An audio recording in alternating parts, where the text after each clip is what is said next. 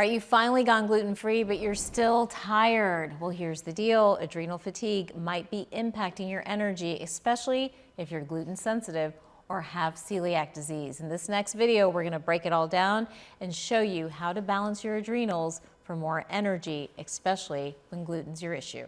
One of the earliest signs and symptoms of celiac disease is actually fatigue or simply being tired. It often takes a while before a diagnosis is finally made. And in the interim, so many of you are bumbling around just not sure of why you're not feeling like yourself.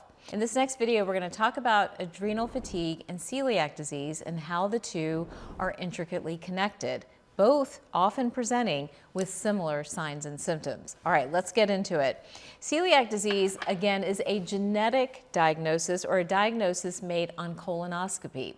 Usually what is happening with celiac disease is there's a gluten intolerance that often goes undetected for a period of time, but can present with a lot of different symptoms. Some of those symptoms include bloating, pain with eating, feeling tired all the time, weird rashes, especially the rash on the side of the arms called keratosis pilaris, big word, but it's also known as like chicken skin on the back of the arms, or joint pain, joint inflammation, brain fog, and more. Now, many people don't realize that they have celiac disease as they're going through this laundry list of symptoms, unless maybe somebody else in the family has it. Adrenal fatigue, on the other hand, is kind of the same. So you can see how the two may get confused with one another. With adrenal fatigue, we're talking about cortisol dysfunction, where cortisol levels are not balanced. And remember, there are different stages of adrenal fatigue. I talk a lot about adrenal fatigue in this video right here and break down all the different stages of adrenal fatigue from 1 to 4 and how cortisol is impacting how you feel. Some of the symptoms of adrenal fatigue include, again, not feeling great, just feeling tired all the time, specifically feeling tired in the afternoon, waking up in the middle of the night between 2 and 4 o'clock in the morning, or as it progresses to those later stages, up all night, but tired all day long. Adrenal fatigue can lead to additional symptoms like inflammation, showing up as joint pain, brain fog, and simply just not feeling your best self. Adrenal fatigue also sort of takes down your stress tolerance, how much you're able to manage or cope with. And adrenal fatigue, I think, is synonymous for burnout. So many of you are powering through, doing a million things, trying to accomplish stuff, trying to juggle. And at the end of it, you experience burnout, which we now can diagnose as adrenal fatigue. How do you know if your celiac disease is triggering your adrenal fatigue, or if your adrenal fatigue is triggering celiac disease? Well, at the end of the day, they both influence one another, and we're gonna break it down. If you are celiac and unaware of it, you are more than likely suffering from nutrient deficiencies, malabsorption, oftentimes a gut that doesn't function very well, and in turn triggers chronic inflammation. That chronic inflammation looks different on every single person. There are many celiacs that never have abdominal pain or pain after eating, but instead they have joint pain, joint swelling, other symptoms, hormone imbalances, thyroid dysfunction, and more. Adrenal fatigue can set in on somebody with celiac disease. Adrenal fatigue happens when there are nutrient deficiencies or when the body is in a depleted state. So somebody with celiac, for example, can have many different issues around adrenal fatigue. So celiac can cause adrenal fatigue. Adrenal fatigue, on the other hand, can make somebody who's maybe gluten intolerant or gluten sensitive finally have full-out expression of a gluten sensitivity, a strong gluten sensitivity, or can trigger celiac disease. Let me explain. Adrenal fatigue with its cortisol dysfunction can be one of the hits that trigger an autoimmune disease. Celiac, at the end of the day, is an autoimmune disease. And with many autoimmune diseases, I talk about this 3-hit theory, or how it takes 3 specific hits to allow for expression of an autoimmune disease. So let's go back to burnout. If you are super burned out, running around, having to do all the stuff you've been powering through for a long period of time, and you've eaten gluten and never realized you've had an issue with gluten, as you progress through your stages of adrenal fatigue, if you're not engaging in self-care, not taking care of yourself, it can trigger expression of celiac disease if that is in your genetics. Now, how do you diagnose the two and how do we break it apart? So let's talk about it. First of all, in the Western medical model, celiac disease is diagnosed by colonoscopy. That's the one that all the gastroenterologists, that most doctors swear by. They look for changes on colonoscopy in the intestinal membrane. However, there are also genetics that go along with celiac disease. There's the HLA-DQ family. We can test for that. And if you have those genes, then you're going to be more susceptible to celiac disease, meaning stressors, chronic issues with nutrient deficiencies, other issues with your hormones can trigger the disease. So the Western model recognizes celiac disease, recognizes the treatment of celiac disease, which is essentially coming off gluten and then supplementing with nutrients that are difficult to absorb, like many of your fat-soluble vitamins, vitamins A, D, E, and K, but it kind of stops there. Western medicine does not recognize adrenal fatigue or cortisol dysfunction. They don't recognize the stages and how someone can progress from mild stress or stage 1 adrenal fatigue all the way over to burnout or stage 4 adrenal fatigue, where you're wired and you're tired and you're crashed out. So we need a new way. We need a different way to think about this. So in we bring Eastern medicine, functional medicine, integrative medicine, and we really rethink this paradigm between these two apparently freestanding diagnoses. And here's how it works together. In the functional medicine world, we understand that many people are not just celiac, but they're gluten intolerant as well.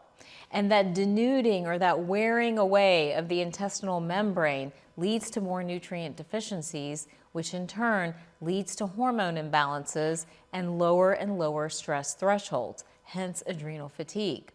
Functional medicine diagnoses and establishes stages of adrenal fatigue and cortisol dysfunction and works to rebuild cortisol regulation through a variety of techniques, including diet modification, helping with sleep and restoration of deep, consistent sleep, replenishing the key nutrients, rehabbing the gut lining and the gut microbiome, and in turn, helping to heal cortisol dysfunction. Now, for many, as they've gone on a journey of healing adrenal fatigue, they've actually found that their celiac disease gets better. And for many, as adrenal fatigue has worsened, their gluten sensitivity got worse. But as they improved the cortisol component of their overall treatment plan, their ability to withstand gluten every now and then also improved. So the functional medicine way of thinking about both adrenal fatigue and celiac disease is intertwined. They don't live separately. Now let's bring in one more set of philosophies. If we go to Chinese medicine or Ayurvedic medicine, what's happening here? Chinese medicine says there's gut imbalance. They wouldn't diagnose celiac, but they would say the spleen meridian or the stomach meridian is off, and in turn influencing the hormonal meridian or the kidney meridian, in turn influencing the triple energizer, which runs right down the central nervous system, leading to not only fatigue, but anxiety, depression, and many other symptoms in between. Ayurvedic medicine says celiac disease is going to be a symptom of pitta, right? Again, that digestive engine in the gut. And that pitta imbalance over time leads to inflammation. That's exactly what celiac disease will do. And that inflammation over time leads to cortisol dysfunction. They would connect the dots. You would go into essentially a more vata state or a drying out state. You can see that whichever way we choose to think about it, right? Whether we use the functional approach or the integrative approach, or we think Chinese medicine or Ayurveda or Ayurvedic medicine, essentially everybody was trying to say the same thing, that our gut health is tied to our hormone health, and our hormone health is tied to our gut health and the ability to absorb nutrients, and both are tied to inflammation. So it's time to rethink this, and let's do just that and rebuild a plan for both adrenal fatigue and celiac disease the whole plus way. So ready? Let's break it down. We're gonna start at the starting point, which is always, and if you've been watching for a while, hopefully you know this, which is always diet. So let's begin with diet. The number one premise for dealing with adrenal fatigue is that the blood sugar instability has to be managed to bring insulin back into balance and to lower inflammation. So how do you do that? Well, getting protein in around 20 grams or so as a rough guideline every 4 hours and not fasting, not skipping meals is key to healing adrenal fatigue. You can have an overnight fast to help the gut, roughly 12 hours, but beyond that, consistent eating with the right protein, the right amount of fats is paramount. Secondly, if you are having adrenal fatigue, you are more likely to have an issue with gluten, even if you're not celiac.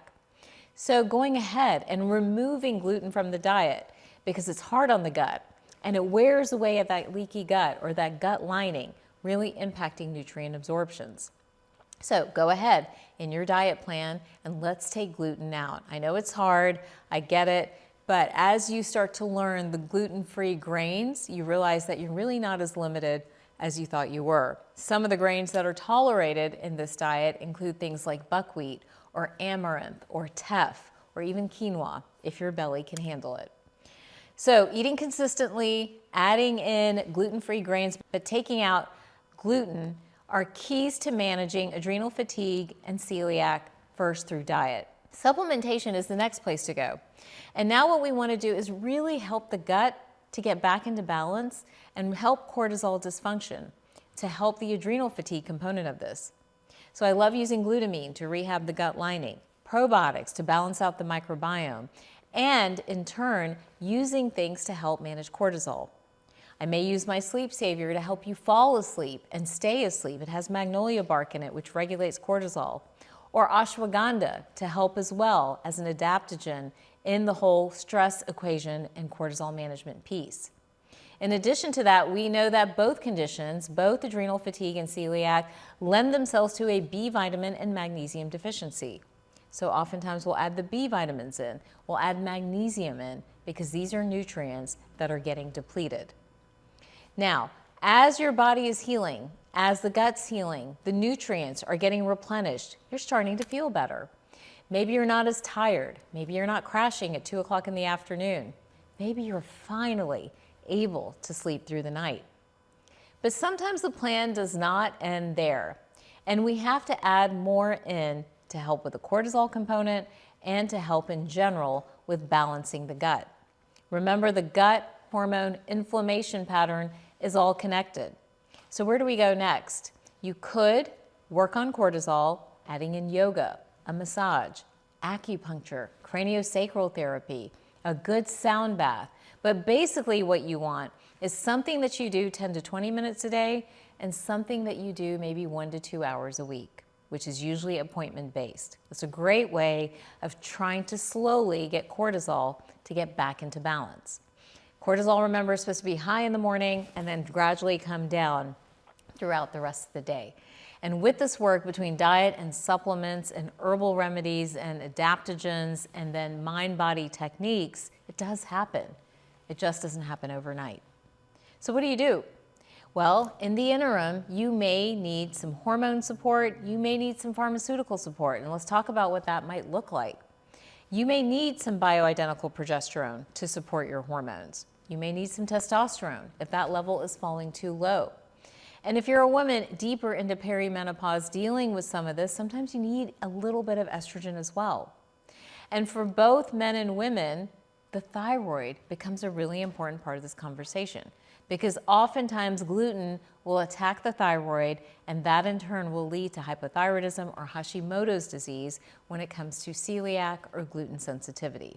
Again, perpetuating an autoimmune disorder that then makes adrenal fatigue worse. So thinking sort of very strategically, diet, supplements, gut work, hormone work, mind-body work, puts you on a path to healing both. And over time, if you're a true celiac, biopsy positive celiac, genetically positive celiac, you still need to stay off gluten. You may be able to cheat every now and then without devastating consequences, but it's still going to be a foundational pillar of your plan. However, the payoff is so worth it. You finally have energy. You can finally sleep through the night. Your hormones are working for you, not against you. And your vitality and energy for your work and your relationship returns. So it is work, but it's important work, because at the end of the day, it's work that brings you back to you. I post new videos every week. Don't forget to like and subscribe. And if you're interested in knowing whether you have either celiac disease, gluten intolerance, or adrenal fatigue, click the link below to be a patient so that we can dive in with you.